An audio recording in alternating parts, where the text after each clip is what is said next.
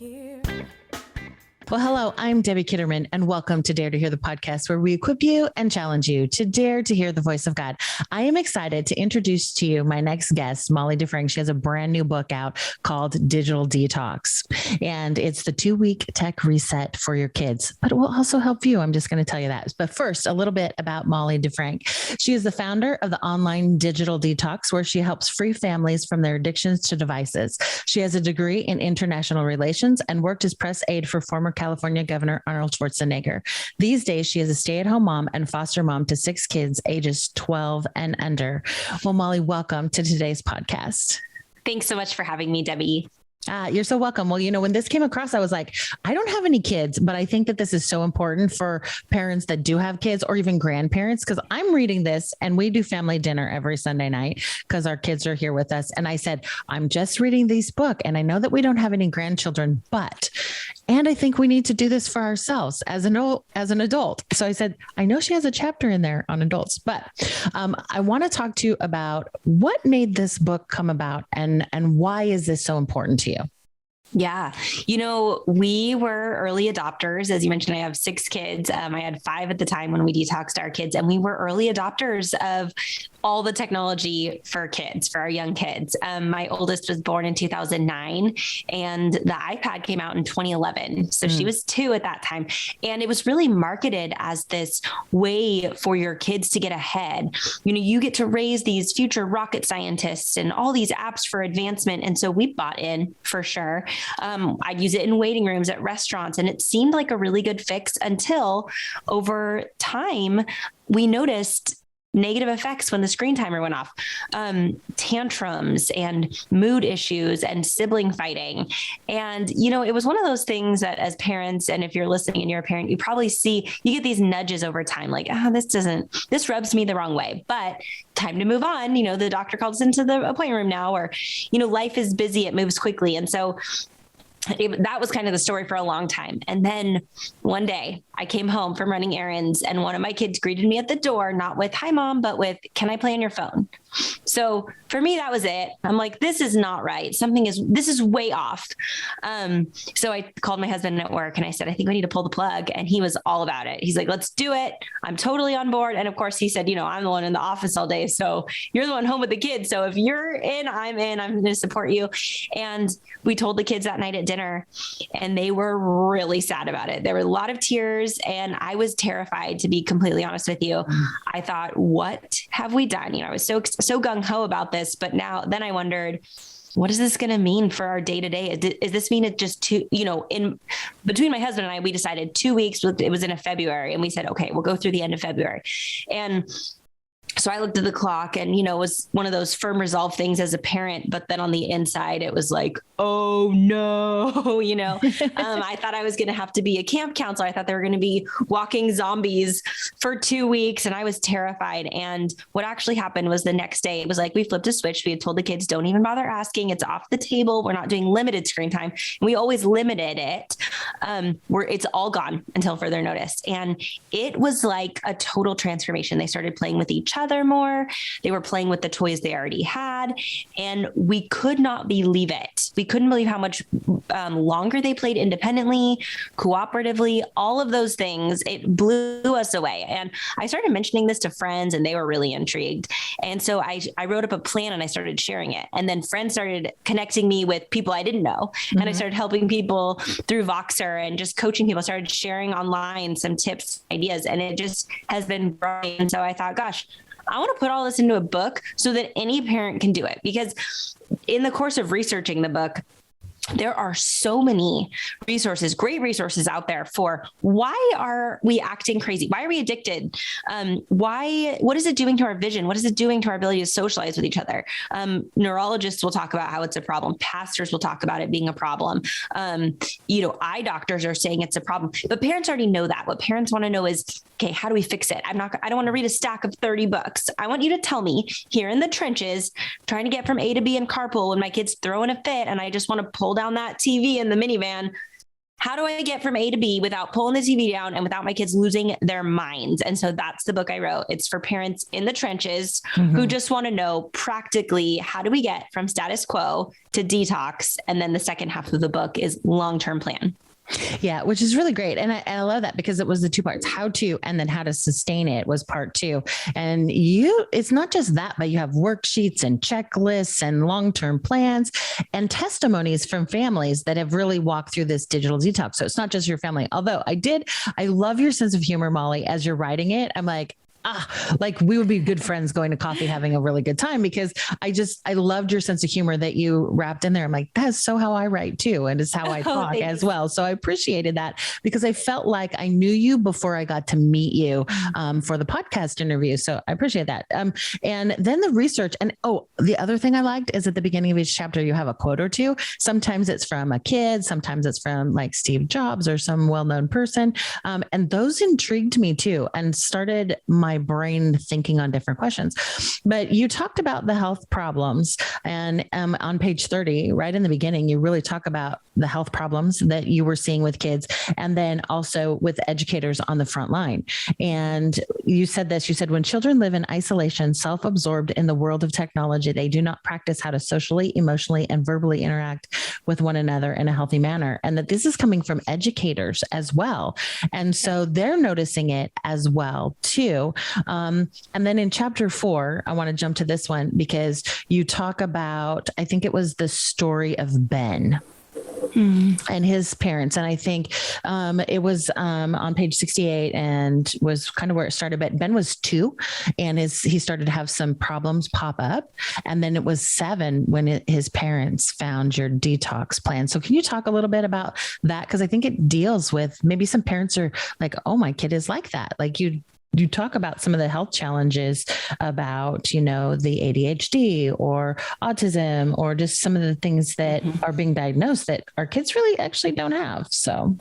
Yeah, absolutely. So this is so huge because for a lot of parents, this topic can be riddled with shame because they're thinking, oh, these issues, it's embarrassing the way my kids are behaving, or they have these problems. I don't want to share this with friends or with their friends' parents. I don't want this to be spread around, and they struggle alone. And I just want to encourage parents, you don't have to struggle alone in the dark. This problem is pervasive. One of the alarming things I came across in the research is that there are all of these conditions that are they look like autism or ADHD or bipolar disorder. And those things are real.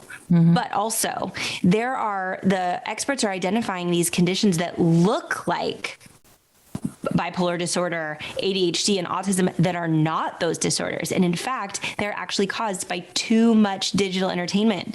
These kids are being deprived of this, practicing those skills that they need for proper development. So, for example, one of the studies showed that, or occupational therapists are finding what they're calling digital or virtual autism. And it looks like autism, but it's not. It's actually kids who are just not getting enough face-to-face interaction, back and forth conversation.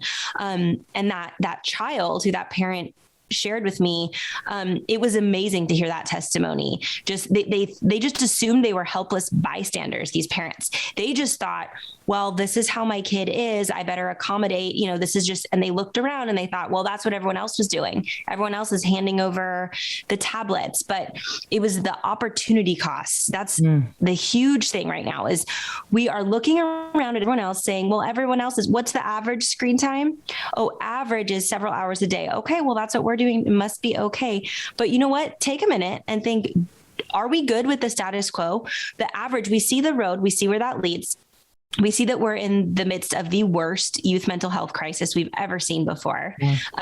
And that's average. So is that the road we want to put our kids on? And there will be pushback. There will be conflict. But I just want to encourage parents that you have what it takes to get back in the driver's seat. You can roll up your sleeves, get in there, and the fix is so simple. You also talked a little bit about educators. I'm actually working with a elementary school principal right now to work through a 2-week detox at the school. And it's really cool what they're doing on the front lines at this school. but I actually have a discount for schools. If you're an educator, you can go to my website, mollydefrank.com, and order books at half off. So, or groups, schools or groups can do that if you want to do it together, because there's so much strength in community. But yeah, educators are seeing this too. I talked to teachers. One teacher told me they call them tablet kids. She was a kindergarten or first grade teacher. She said, I can tell within minutes which kids are on their tablets all the time because they need to practice.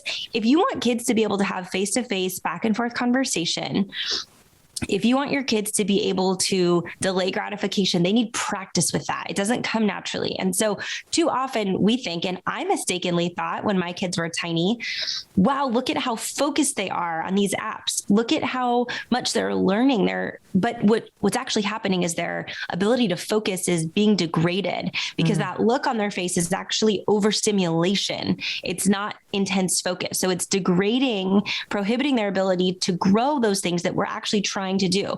So parents, you can say no to the marketing. We've seen we're a decade removed now from when the iPad, those tablets started coming out. And we've seen what happens when a generation of kids use them, and it's not good. So, and like you said, the second half of the book is about creating a long-term plan. So you may decide there's a place for digital entertainment in your home. We love digital entertainment in our home. It's just an issue of putting it back in its right place.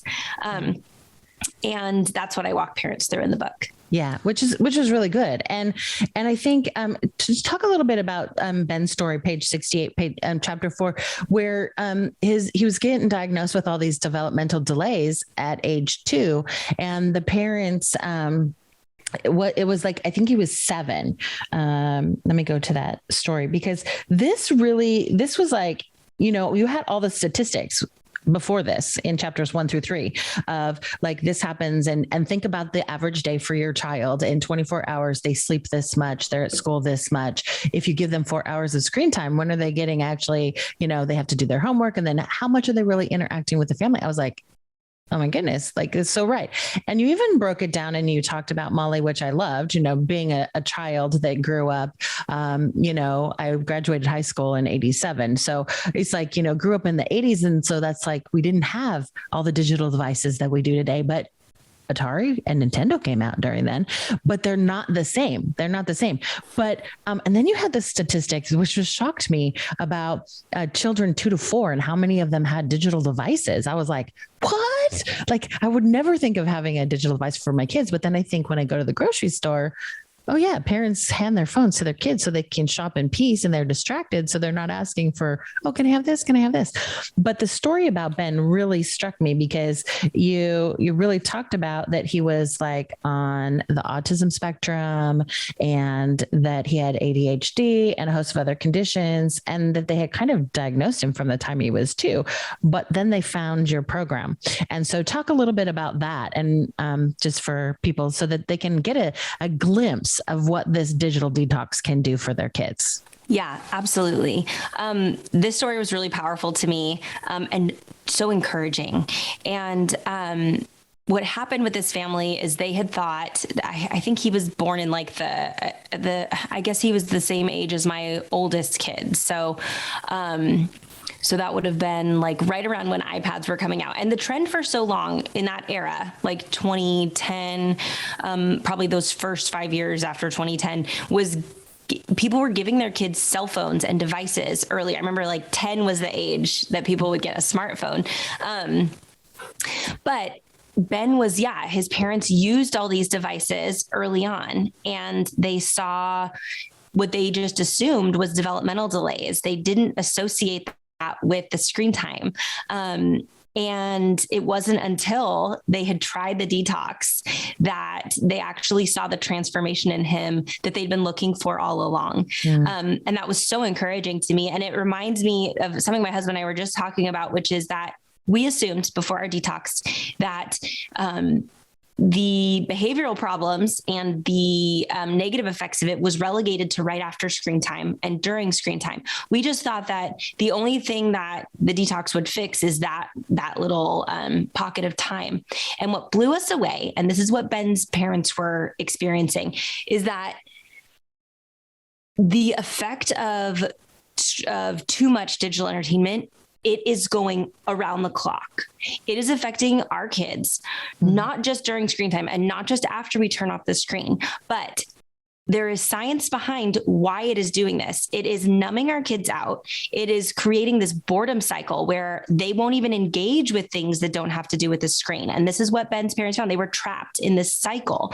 So the science to support this is actually really fascinating. And I didn't know any of this when we detoxed our kids. I was kind of going in blind. And that's why I put the research in with the book, because I wanted parents to have both at the same time. This is the book I wish I had when we started. But basically, our brains are engineered, are designed by God to release dopamine when we experience something pleasurable. So you eat a delicious bite of food, chocolate cake, dopamine is released. That's great. You go for a walk with your loved one, dopamine, smell a flower, dopamine. Okay, that's the way it's always been. Well, these brilliant geniuses in Silicon Valley have engineered dopamine release points into the apps, the games, into this interactive media.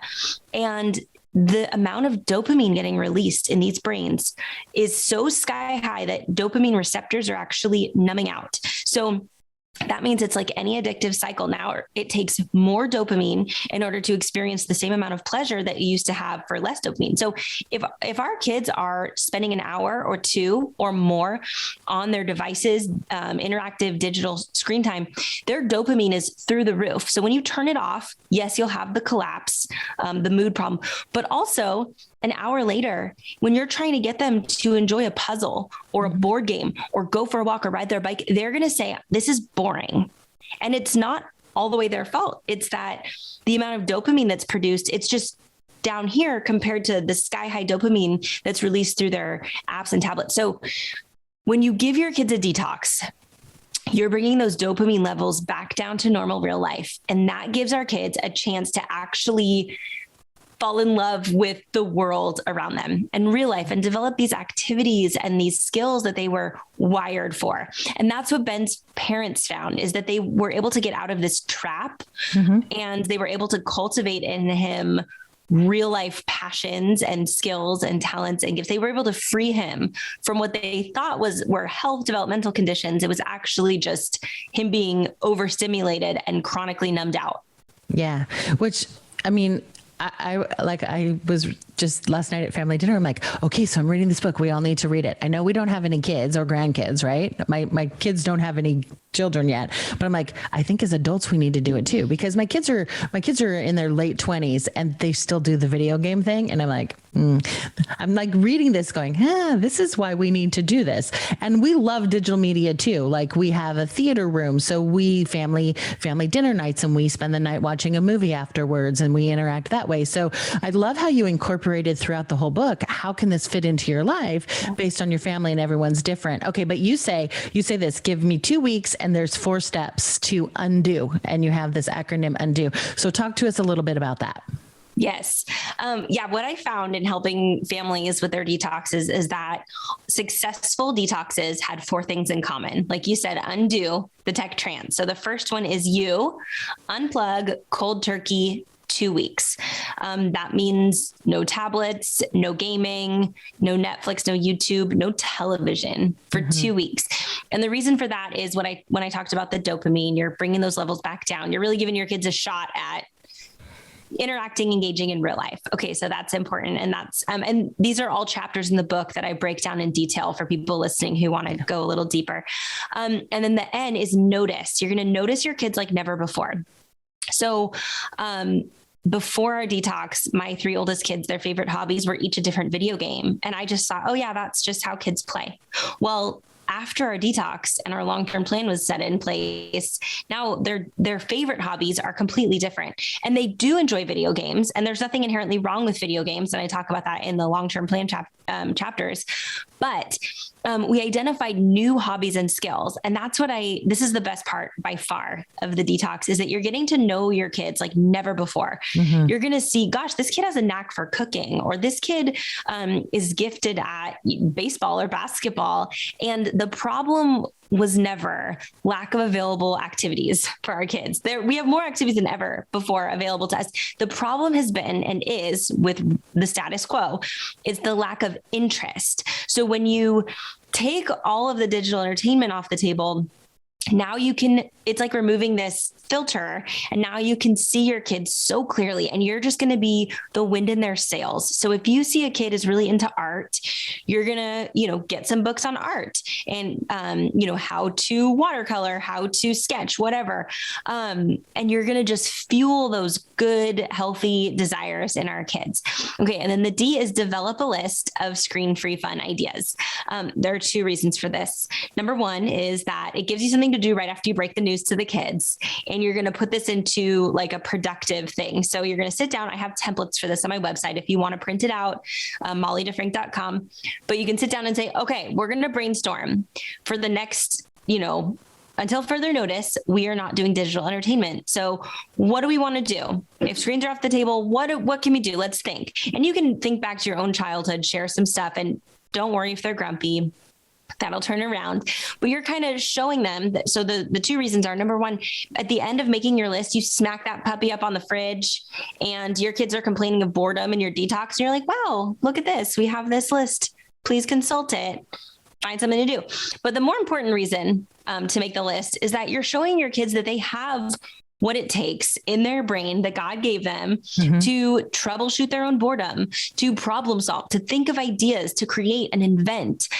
Boredom is not a problem to be solved. It's our kids' imaginations beckoning them to do something, to create. We were designed to create. So that's a really fun thing to do too. And it's also a good way to connect with your kids, finding commonalities, things that you like to do together. And then, the last one, undo. Open the books. A lot of parents will tell me, and I would say this too a couple of years ago, some kids are readers, some kids just don't like to read, but that is not a thing. And I can say that with confidence because I've walked several kids through. I've helped attract kids and books and matchmake and for lots of different kids. So we have 6 kids in our home right now, but we're also foster parents. We've had lots of kids in and out of our home. I've actually seen the way that the detox and the culture of human face-to-face connection up and screens in the right place, that culture, it is so transformative, especially for our teens, because they are starving for connection. But you can absolutely hook any kid to books, to being a reader. Yeah. And I'm not talking about reading for school. I'm talking about reading for pleasure, reading for fun. So yeah, that's the gist. Which is really good. And you do break them down chapter by chapter with really good and funny stories also too in there. Like I loved when your youngest daughter wanted to vote for Alexa to be the mayor of the fort city that the kids were building. Her book is good. You guys need to get it. Okay. But you did talk about this noticing your kids' interests, which I loved your take on, because as parents in church, we hear this, like, train your child up in the way he should go, and when he's old, he will not depart from it.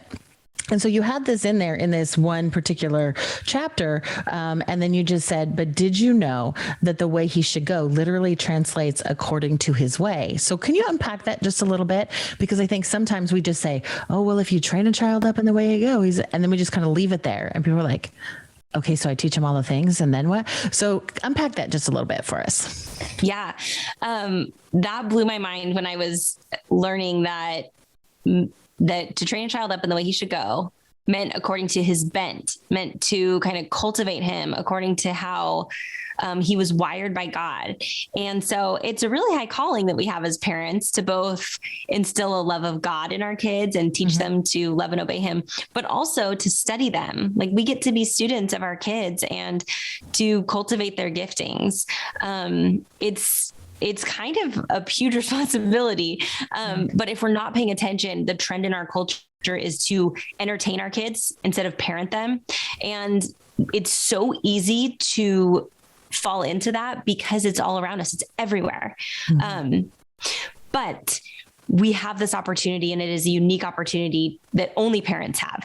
And some of my favorite parenting experts, Clay and Sally Clarkson, observed in their parenting trainings, parents all across the world, they said that parents have this window when their influence is especially high, like the highest your influence will ever be in your kids' lives is when their ages 4 to 14.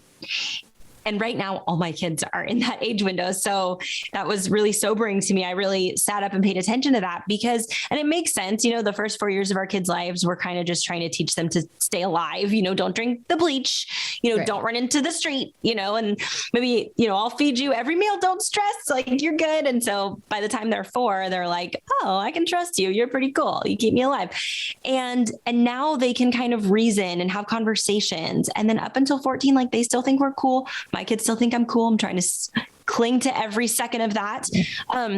But our influence is so powerful. If you think something is valuable and cool, they think it's valuable and cool. If you think it's important to read the Bible and get in the Word and commit it to memory, they think that's important and valuable. If you think it's important to go outside and enjoy creation, they think that's important. It's so powerful. And unfortunately, in this window, a lot of parents are just thoughtlessly handing over that powerful influence of formation of our kids' hearts and minds. They're just giving it away to whoever pops up on YouTube or whatever influencer is there. And the stakes are too high. So I want to encourage parents, this is a shame-free zone. If you've gone too far down the rabbit hole, there's a way out of it. That's exactly why I wrote the book. But we have this opportunity to form the hearts and minds of our kids. And it starts with you. And that relationship that you have by design is nothing in the world can compare to it. You just got to roll up your sleeves and get in there. That's really good. And okay, so we're going to talk about exceptions to the detox rule and kind of when the best time is to begin. But before we get there, I have this one question. I was like, oh, yes, the myth of multitasking. I don't know how many times I've said, I'm a great multitasker. And then I read your thing and I'm like, I'm never going to say that again. So talk about the myth of multitasking. Oh, yeah. When I read about that, I felt the same way. I think I first read about it through one of my favorite tech researchers, Sherry Turkle. She's out of MIT, and she's been studying technology and society for decades. So her work is really incredible. But the research shows that we're not actually being more productive when we multitask. We're just degrading our productivity because our attention is split over all of these things. But we feel really productive because we're getting this neurochemical high of like novelty and newness and toggling. Mm-hmm. So it's kind of like your computer, our computers have RAM, random access memory. I think that's what it stands for. Yeah. And so it's like that capacity to kind of operate in real time. And if you've got like 300 tabs open, you're going to notice that your computer is going kind of slow. Yes. And that's kind of how our brains can be too. We think like, oh, look at all these plates for spinning, and we feel really great about it. But qualitatively, our tasks are suffering because we weren't meant to kind of divide our attention. And we'll see that. You probably notice it. I mean, just think about if you're interacting with someone who's also texting or reading something or looking at their phone, you're like, I don't have your attention, it doesn't feel good. You're like, this isn't qualitative interaction. So, I really encourage parents to stop multitasking, both their breaks, with their kids, managing our expectations for blocking out time. If you need to take a break, take a break. When you're going to connect with your kids, be all there. With the eye contact, with the conversation, get all your attention there. And also, just to clarify, this is not helicopter parenting. Yeah. This method that I'm talking about actually creates more independent playtime for your kids. It's actually creating independent children, because what you're doing is you're spending a little time up front connecting with them, quality conversation. They're feeling secure. They're feeling loved. They're feeling poured into. You're kind of giving them what they need to go out and make, create, explore. And then they do that and their tank is full. They're excited to create. And then they come back and show you. And so we actually experience so much more time to get my own tasks done, laundry, cooking, whatever that is. Even take breaks to read a book or whatever. Since our kids have been unglued from the tech, from daily digital entertainment, we get more time of our kids going off and playing because they've developed those interests outside of a screen, and they're growing. Yeah, that's so good. That's so good. Your digital detox. Such a good book. It's such a good book, Molly. Okay. So for people that are listening to it, even as adults, I'm telling you, you need to digital detox. When is the best time to begin? Okay. The best time to begin is, I recommend a weekend, a long weekend, a couple of days off. The beginning of summer is perfect because you're setting the tone for the rest of the summer. Sometimes parents are a little hesitant because they're thinking, oh man, are we going to have the whole summer where I have to entertain my kids all day? But that's the beauty of the detox is they're developing desires and interests outside of the screen. So you're actually just setting yourself up for success over the summer for your kids to not be sucked in and bogged down by too much entertainment. I recommend, whenever you can have, if it's a 2-parent household, when both parents can be home, some families find immediate results like we did.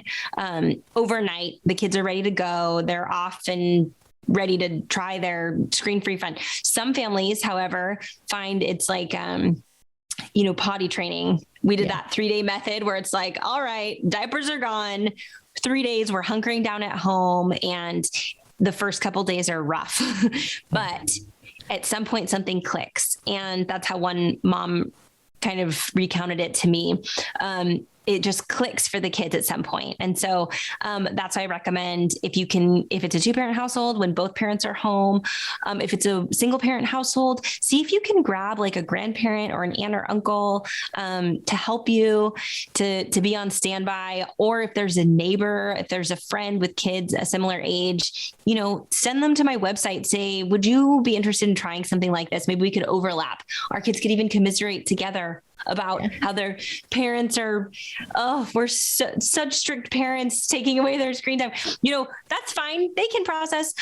But you're really helping your kids. Everything's better in community, both for the parents and for the kids. So I would just encourage you, no matter your life situation, no matter your job, whatever you find yourself in, you can do this thing. You laid out such practical, easy to follow steps. And you also had like exceptions to the detox rule. And I loved, you just said, don't apologize for the detox, but present it as something new and worthwhile that your family is going to try for a short time. And that it is an opportunity to try something new, but you actually had flexibility. You weren't so rigid, like for different things. So what are some of these exceptions to the detox rule? Yeah. So for example, my 2 oldest kids I was homeschooling them at the time of our detox, and both of them had their math curriculum on the computer. So I let them do their math curriculum still. But it's a slippery slope. So don't let a school assignment be muddied. Don't let that turn into a license for any of your kids to do something educational on the computer. Yeah. That's a really slippery slope. A lot of apps and games are billed as educational, but there's no rule to slap that word on an app or a game. And even if you do find it valuable and educational, not right now, not during your detox. You can make a plan to put that into the way you operate your household or your digital entertainment plan in your long-term plan. But unless it's required for school, it's off the table for now. That's really good. And so page 142, I'm going to read this. This was your bottom line. And I was like, this is good. The key to guiding our kids through the tech jungle is to maintain firm, loving, and age-appropriate rules while cultivating a great relationship with them. Relationship doesn't mean permissiveness. It means continual, open, and honest conversation. And I was like, that's so good. I mean, and then of course you went on to other things, but when you come back to that bottom line, really with the detox, we're talking about, let's be relational with our kids again. And so why is that so important today? Oh yeah. There's this quote I heard a while ago. Relationship is the solution to all of our life's problems. And, we were wired for relationship as humans. The 2 greatest commandments are love God and love people. And that's all within relationship. So our kids, especially today, they are being numbed out instead of having that relationship, that back and forth, feeling fully known and fully loved. And that is the opposite of what they get online. Our young kids are on social media. It is destroying their mental health. And it's time we do something about it. Yeah. So when they're home, when they're fully known and fully loved by parents who are not going anywhere, even if they're having a bad day, even if they're being kind of snarky, even if they're making the mistakes, and they know, gosh, this person is always there. This person always loves me, and they're always going to tell me the truth. That is ultimate security for our kids. So sometimes we got to be the bad guy, and sometimes we have to put these parameters in place. It's kind of, it's like, telling our kids, no, you can't eat cotton candy for every meal of the day. I'm so sorry. And they might well, my friends eat cotton candy every meal of the day. Well, okay, that's not what we do in our home. Yeah. And when you're 18 and when you're out on your own, you can choose what you eat. But for now, this is my house and this is what we're doing. And I love you so much. That's so good. Okay. One last question I'm going to throw in here is, must parents participate in the family technology detox? This is the question I get asked most often, and it's a really good one, and it's important. The answer is it depends. It depends on how old your kids are. So if your kids are maybe 10 and under, parents don't necessarily have to participate in the detox. The reason for that is the parent's role changes as our kids get older. When our kids are little, when you're 5-year-old, you tell your 5-year-old, okay, it's 7:30, it's bedtime. You don't also put yourself to bed at 7:30. Like, we're adults, we choose our bedtime.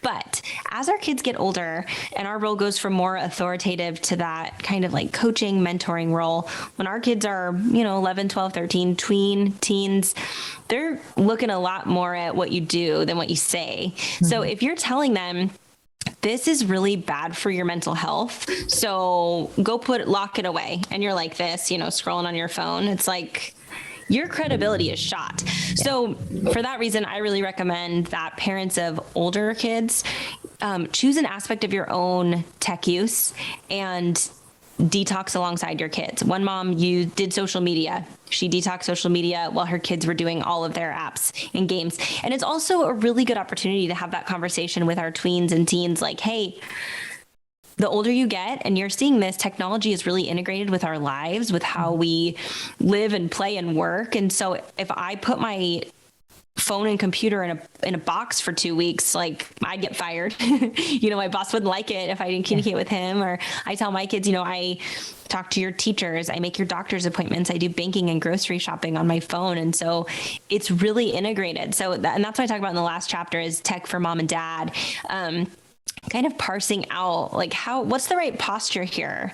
How do we enjoy without binging? How do we shepherd our kids through this? And the good news is that we don't have to despair. God chose before time when we would exist and where we would live. And what the culture would be like. So we don't have to despair over this. We can just roll up our sleeves and take a minute and huddle with our spouse and say, well, what do we want this to look like? What do we want our kids to, what skills do we want them to possess when they get out, when they're 18 and have all of the freedom in the world? And working backwards, how do we help them develop those skills? So I love giving our kids freedom when it comes to, tech use and among lots of other things as they're getting older, but we need to equip them with those skills, with delaying gratification, with, making good decisions, with filling them up with wisdom and understanding, and teaching them the why behind it. Actually, on my website, if you order the book, you have access to lots of free PDFs, but one of them is sample script. It's how to break the news to the kids about the detox. And I parsed it out by age group. So if you're trying to figure out how to talk to your tweens or teens about this, I can walk you through that. It actually makes for really good conversation. You might be surprised when you bring your older kids in on this. Especially if you do so in like a beckoning way, not like a punishment.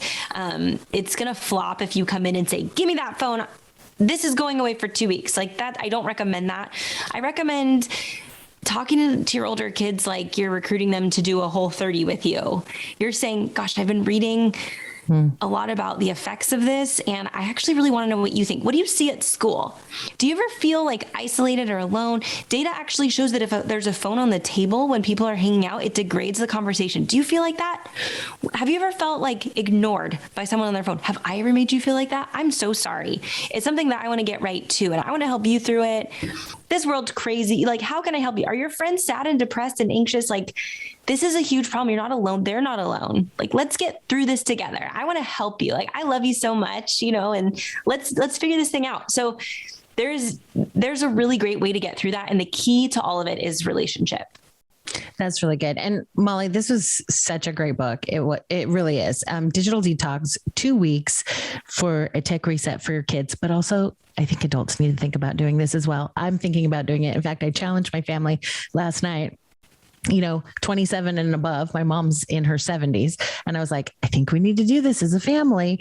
And so they're all looking at me like, are you serious? I'm like, and many of them work from home too. Right. So I'm like, you're connected to your computer and your tech all day for 8 hours a day. I think we can do this for 2 weeks and unplug. So besides that, we have a new area to explore, but this is, you had so many helpful things in here. So how can people connect with you? How can they get a copy of the book? You mentioned your website. I want you to say that again, because you have some freebies that they can unlock if they purchase directly from you. So how can they do that?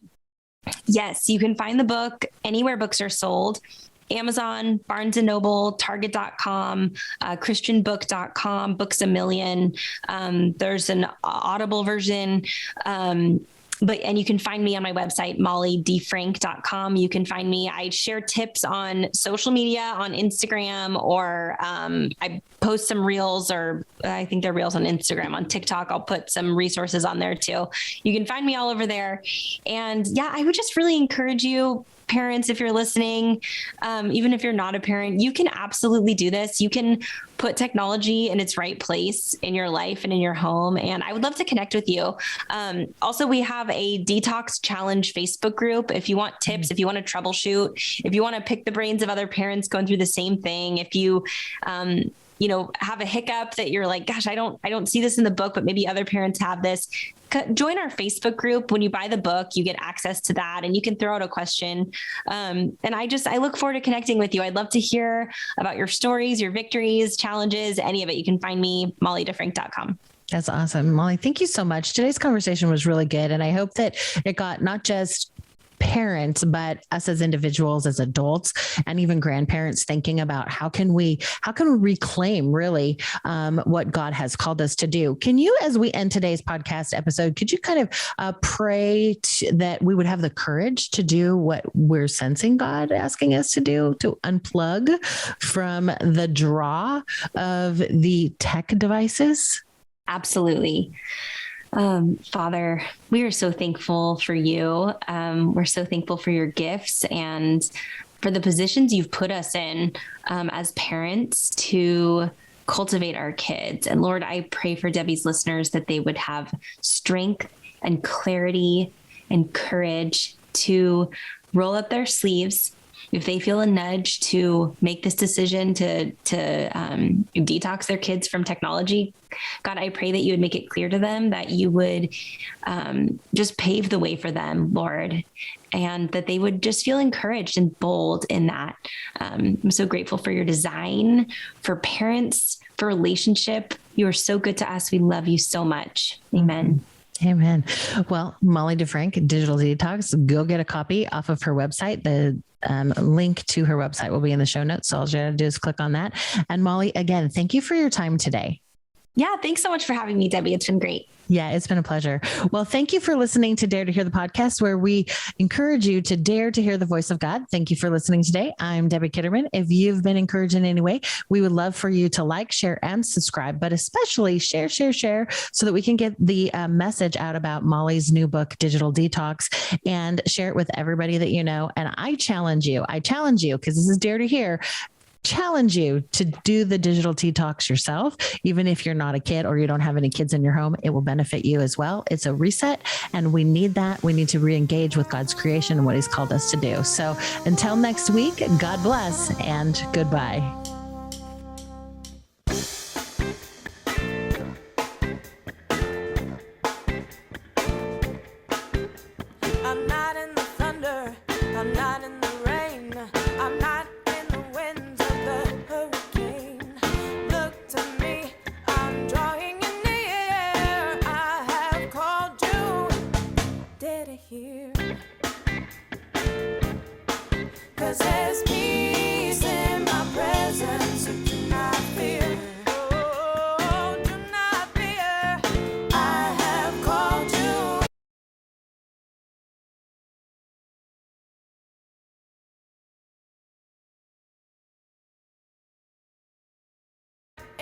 all of the